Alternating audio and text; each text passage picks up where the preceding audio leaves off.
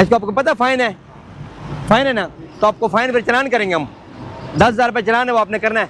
इनको चलान कर दें। नहीं वो बात सही है, मगर आप गाड़ी साइड पे लगाएं। मेरी वाइफ जी आप ये देखें, मेरी बात सुने, आप जो भी हैं, मगर बात ये है मेरे भाई, प्रॉमिस है। नहीं प्रॉमिस है, अभी इधर उतार दे, मैं आपका प्रॉमिस है, सब कर दूँ। चले वहाँ से पता नहीं लगता कि 1-2 बंदे बैठे, कितने बंदे हैं, कितने passenger with in car involve थे इस चीज़ में, जो भी है उसको देखने के लिए ज़रूरी है।